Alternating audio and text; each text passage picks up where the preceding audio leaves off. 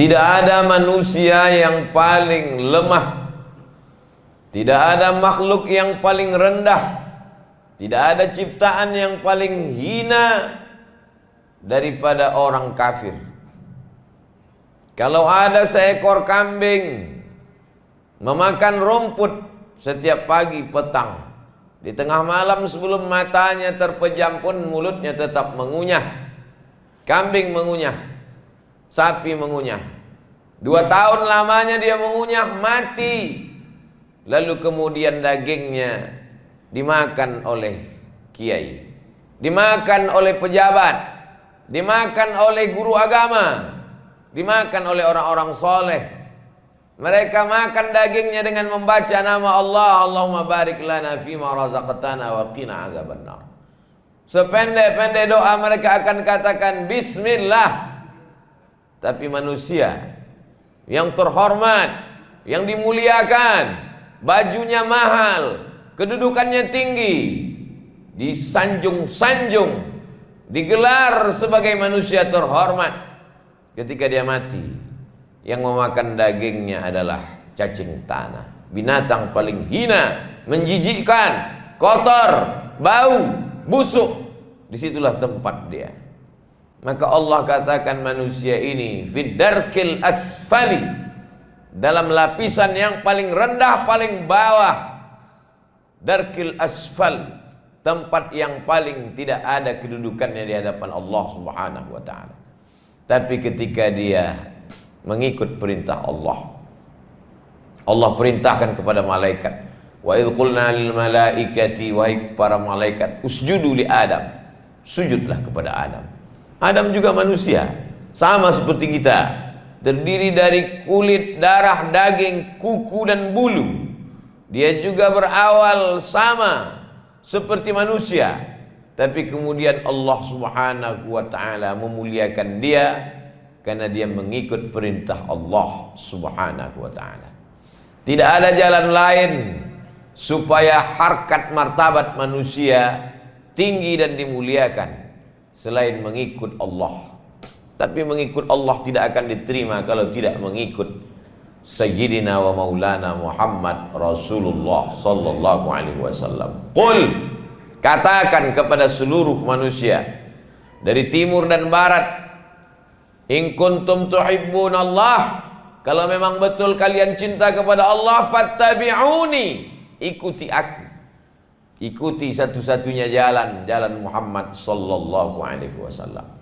Bagaimana kalau ada orang lisannya baik, dermawan, membantu fakir miskin, anak yatim dan du'afa, apakah dia bisa selamat?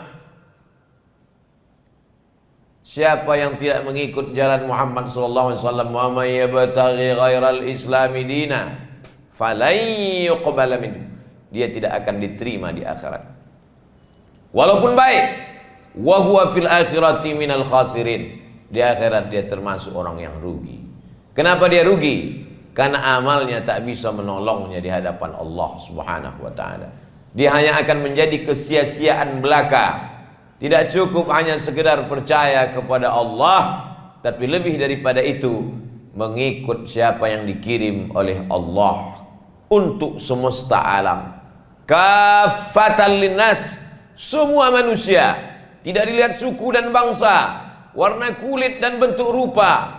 Dia adalah yang diutus untuk kalangan jin dan manusia, Sayyidina wa Maulana Muhammad sallallahu alaihi wasallam. Maka siapa yang mau mulia di dunia, mulia di akhirat, ucapkanlah asyhadu an la ilaha illallah wa asyhadu anna Muhammadan Rasulullah. Pagi dan petang menyebut mengagungkan Allah. Supaya apa? Supaya saat sakratul maut selamat. Alaiha nahya, dengan itu kita hidup, wa alaiha namutu, dengan itu kita mati, wa biha nub'atsu, dengan itu pula nanti dibangkitkan di padang mahsyar. Yang terlahir dari ayah muslim, ibu muslimah, dibesarkan di tengah keluarga muslim, jangan angku, jangan sombong. Yusbihu mu'minan, ada orang yang paginya beriman, wa yumsi kafiran, petangnya kafir, murtad, wal iyadzu billah. Makanya anak-anak selalu didoakan, Rabbi habli minas shalihin. Jadikan anak kami anak-anak yang soleh. Syarat soleh bukan sekedar tutur katanya baik. Syarat soleh bukan sekedar orangnya dermawan, bermurah hati. Syarat soleh adalah la ilaha illallah Muhammadur Rasulullah. Saking takutnya ulama-ulama itu pada murtad. Setiap kali menyebut murtad, mereka menyebut 3 kali wal'iyadzubillah wa na'udzubillah wal'iyadzubillah. Jaga kami, jaga anak cucu kami ya Allah. Rabbi ja'alni muqimis salah, Rabbi ja'alni muqimas salah. Jadikan aku, anak cucuku, orang yang mendirikan salat. Wa min dzurriyyati, sampai kepada keturunan-keturunan kami sampai pada hari kiamat. Doa Ibrahim alaihi salam. Kenapa demikian? Karena tidak ingin anak-anak ini menjadi orang yang murtad. Tapi kata murtad ini sekarang diperhalus sehingga mereka menggunakannya bangga. Apa aliran dia sekarang? Agnostik. Agnostik adalah orang yang tidak percaya kepada satupun agama. Karena kekecewaan kepada tokoh-tokoh agama yang melakukan pelecehan seksual, yang melakukan korupsi harta umat, yang merusak nama baik, akhirnya tidak percaya kepada agama. Satu semut yang jahat, lalu satu pohon kayu dibakar, ditebang, ikut dengan akar-akar, ranting dan daunnya dihabiskan sekali. I'dilu, bersikap adillah, wa aqrabu littaqwa. Karena sikap adil itu akan membuat kalian dekat kepada takwa kepada Allah Subhanahu wa taala. Kalau membeli handphone saja ada yang asli, ada yang palsu, ada yang KW, ada yang original, maka dalam mencari kebenaran pun ikutilah dia. Siapa yang kita ikuti? Al-ulama warasatul anbiya, ulama pewaris para nabi. Tapi orang yang hidup di akhir zaman akan banyak sekali fitnah-fitnah yang luar biasa. Yang hak dikatakan batil, yang batil dikatakan hak. Orang yang salah dijunjung tinggi, orang yang benar dihabisi. Bagaimana sikap kita di akhir zaman? Mereka bertanya kepada Imam Muhammad bin Idris Asy-Syafi'i, meninggal tahun 204 Hijrah, 1200 tahun yang lalu. Wahai Imam Syafi'i, kalau nanti terjadi fitnah yang luar biasa, bagaimana kami mengetahui bahwa itu ulama yang benar?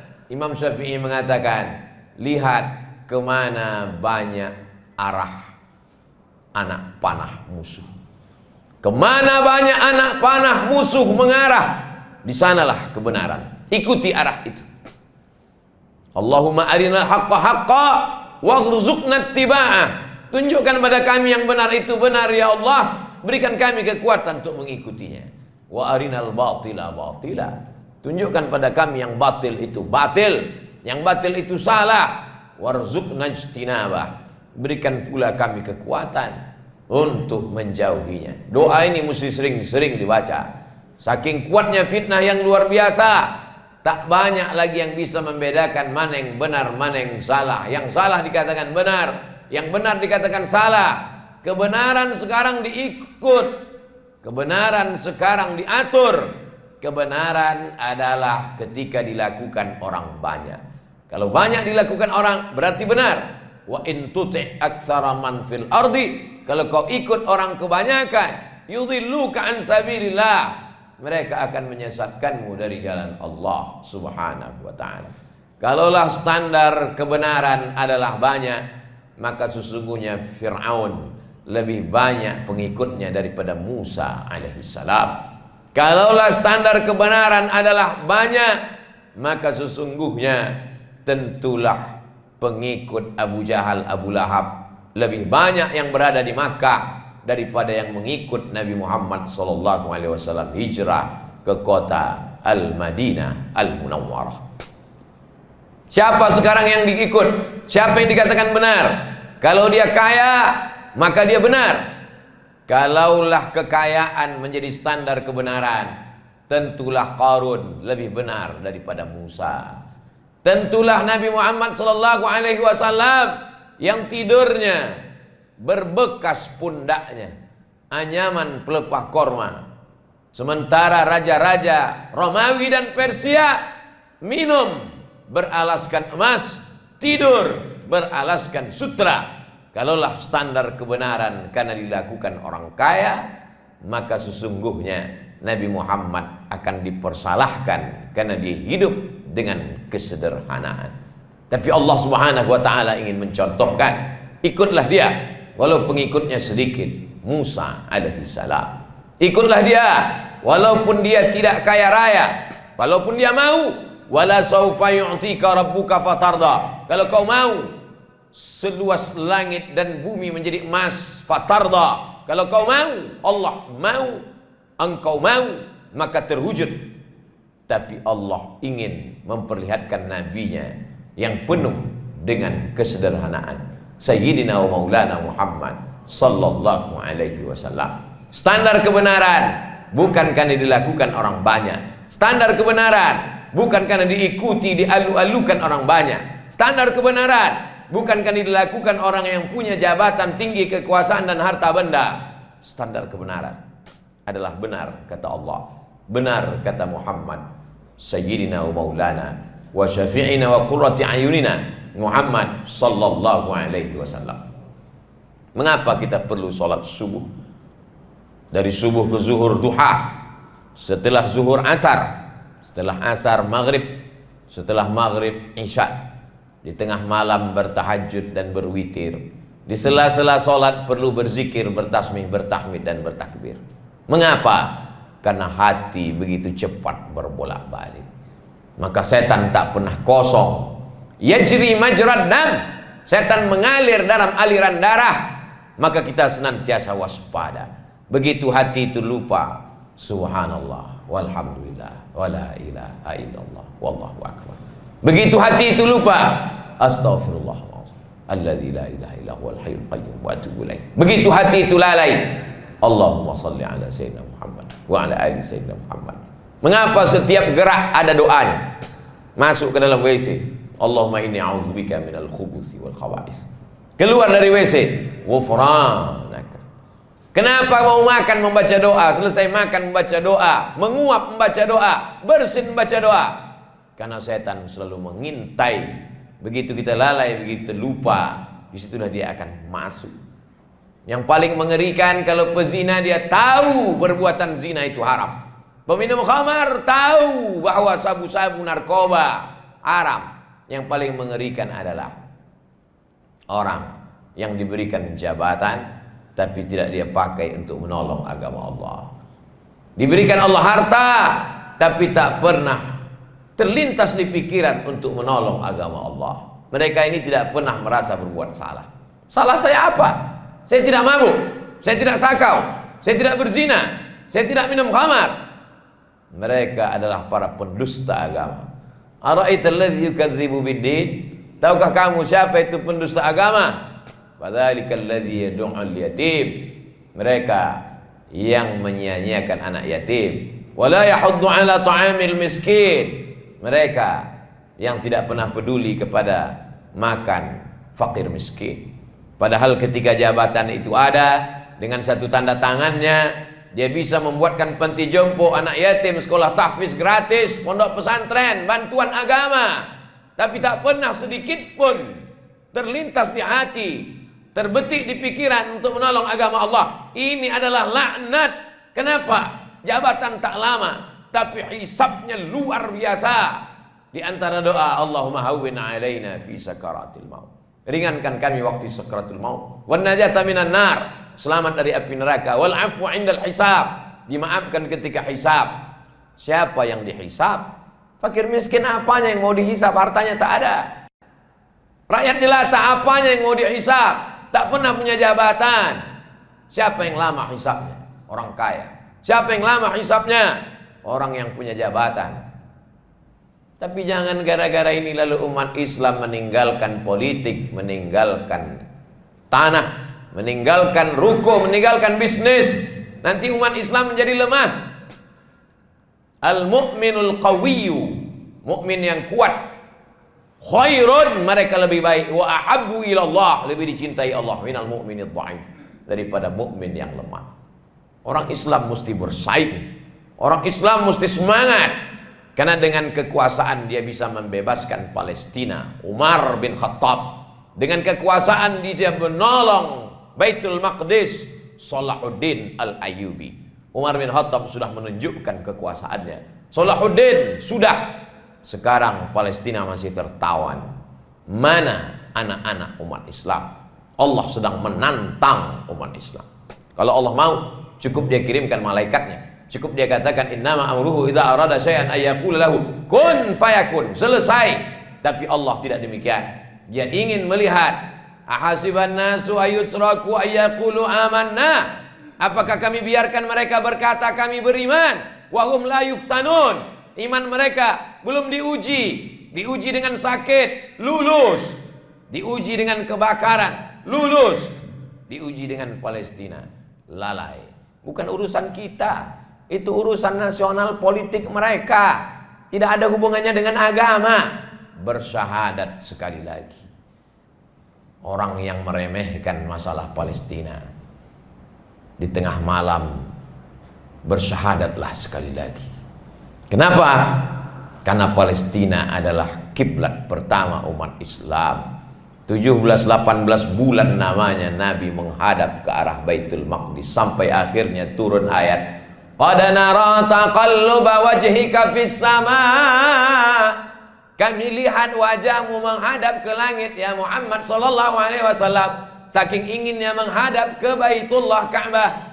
Fawalli wajhaka syatral masjidil haram falanwalliyannaka qiblatan tardaha. Akan kualihkan kiblatmu ke arah Ka'bah. Fawalli wajhaka syatral masjidil haram. Bersimbah darah mereka memperjuangkan Palestina. Hari ini lalu mulutmu dengan entengnya berkata, bukan urusan kita, itu urusan nasionalis kebanggaan mereka. Urus saja negara kita. Ini masalah la ilaha illallah Muhammadur Rasulullah sallallahu alaihi wasallam. Di mana? Kenapa tidak bergetar jantungmu? Mengapa tidak menetes darahmu? Mengapa tidak keluar air matamu? Laisa minna, tidak golongan kami. Man lam yahtam bi amril muslimin, siapa yang tak peduli kepada masalah umat Islam, faulaisa minhum, maka dia tidak diakui sebagai umat Muhammad sallallahu alaihi wasallam. Ujian kita bukan sekedar sakit, ujian kita bukan sekedar miskin, ujian kita bukan sekedar rugi. Ujian adalah sebesar apa kita pakai kekuasaan yang dititipkan Allah di ujung jari. Sebesar apa kita pakai harta yang dititipkan Allah. Karena semua akan diminta pertanggungjawaban di hadapan Allah. Kalau hanya sekedar berkuasa tapi tidak dipakai menolong agama Allah, Fir'aun lebih berkuasa. Kalau sekedar berharta tapi tidak dipakai menolong agama Allah, Qarun lebih berharta. Tapi semuanya hanya tinggal menjadi sejarah kelam, sejarah gelap. Tinggalkanlah sejarah kebaikan menjadi inspirasi umat sampai hari kiamat.